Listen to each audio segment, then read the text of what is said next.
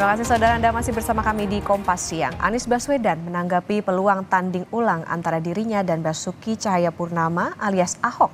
Sementara PDI Perjuangan masih mengkaji siapa yang diusung untuk bertarung di pemilihan Gubernur Jakarta 2024. Fokus saya ini pada warga Jakarta. Yang saya pikirkan tentang warga Jakarta. Bagaimana warga Jakarta merasa terlindungi. Jadi fokus kami di situ. Dan proses pilkada ini adalah tentang warga Jakarta, bukan tentang siapa yang berada di panggung. Ini yang harus jadi perhatian kita.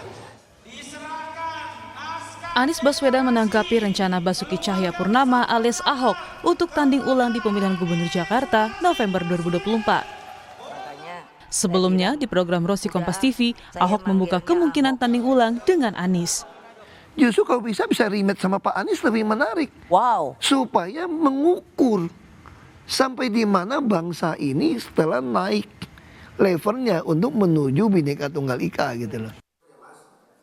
Tapi apakah Ahok yang bakal diusung PDI Perjuangan di Pilgub Jakarta masih belum pasti. Ya, Jakarta kita cermati masih sangat dinamis. Justru berbagai wacana yang muncul saat ini, baik itu terkait dengan Pak Ahok, berkait dengan Pak Anies, termasuk kombinasi keduanya atau kemungkinan rivalitas di antara keduanya, PDI Perjuangan terus membuka suatu ruang bagi hadirnya calon-calon pemimpin tersebut yang kemudian nanti kita akan cermati berdasarkan suara arus bawah partai. Tetapi PDI Perjuangan tidak akan mengambil keputusan yang tidak senafas dengan arus bawah partai, arus bawah rakyat. Berdasarkan survei Litbang Kompas edisi 15 Juni sampai 20 Juni 2024, pertarungan Pilgub Jakarta membuka peluang antara Anies dengan Ahok. Elektabilitas keduanya hanya selisih 9%.